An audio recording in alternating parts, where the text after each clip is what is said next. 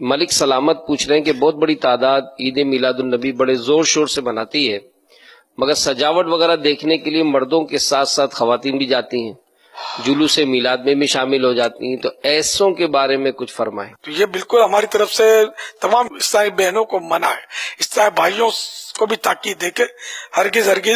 روشنیاں دیکھنے کے لیے مت لے جائیں، کیونکہ مردوں کا ہجوم ہوتا ہے۔ ہم نے چراغاں کا ضرور مطلب تائید کرتے ہیں، چراغاں ہونا چاہیے جائز طریقے پر،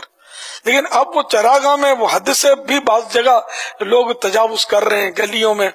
بالکل وہ اسٹیج لگاتے ہیں، رستہ بند کر دیتے ہیں، گلیاں گھیر لیتے ہیں، گڑھے کھود ڈالتے ہیں، وہ بانس گاڑتے ہیں اس میں، وہ پتہ نہیں کیا کیا، اور کان پاڑ آوازوں میں وہ نعتیں چلا رہے ہوتے ہیں۔ تو اس طرح مطلب حقوق عامہ تلف کرتے ہیں، حقوق العباد پائمال کرتے ہیں اور لوگوں کو تکلیف دیتے ہیں۔ جشن ولادت یہ نہیں ہے، جشن ولادت تو ہماری آنکھوں کی ٹھنڈک اور دل کا سرور، اور جشن ولادت وہی جشن ولادت ہے جس سے مسلمان کے دل کو، بدن کو، روئے روئے کو راحت پہنچے۔ یہ ایک ایسا جشن ولادت ہے کہ اگلے کی نیند اڑ جائے بیچارے کی، کان پھاڑ آواز سے وہ نعتیں پڑھی جا رہی ہیں اور ایکو ساؤنڈ لگا ہوا ہے، گلی گھری بھی، اور واہ واہ مرحبا اور آقا کی آمد مرحبا، اور جوشیلے نعرے لگ رہے ہیں، اور سونے پر پابندی ڈال دی ہے، مریضوں کو آرام لینے پر پابندی، چھوٹے بچے کو بیچارے کو چیخ چیخ کر ماں باپ کو جگانے کی ڈیوٹی۔ جشن ولادت یہ کام نہیں سونپتا لوگوں کو، بلکہ جشن ولادت وہی ہے جو میں نے کہا کہ 100% شریعت کے دائرے میں رہ کر منایا جائے، ورنہ وہ جشن ولادت نہیں ہے، وہ آپ کا سیر و تفریح ہے، اس میں کوئی وہ ثواب کی امید نہ رکھیں بلکہ گناہوں کی صورتیں واضح ہیں اس میں۔ تو ہم جشن ولادت اس لیے کرتے ہیں کہ ہمیں ثواب ملے، ہمارا رب راضی ہو، مصطفیٰ خوش ہوں، اور ہم جام کوثر پیئیں ان کے ہاتھوں۔ اس لیے تھوڑی مطلب ہم منا رہے ہیں کہ ہمیں معاذ اللہ قیامت کے دن حکم ہو گیا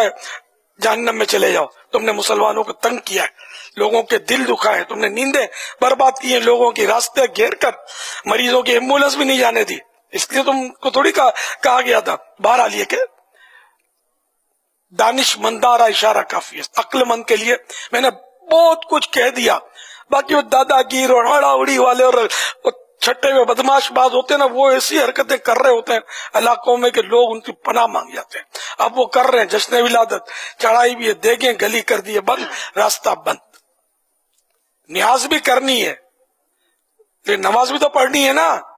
تو نیاز بھی کرنی ہے لیکن وہ لوگوں کو تکلیف دے کر نہیں کرنی۔ زبردستی چندہ وصول کر کے فون کر دیا کہ یہ آ رہا ہے تو دے دو، یہ جانتے ہو نا میں فلاں ہوں، تو یہ کہ تو رشوت ہے،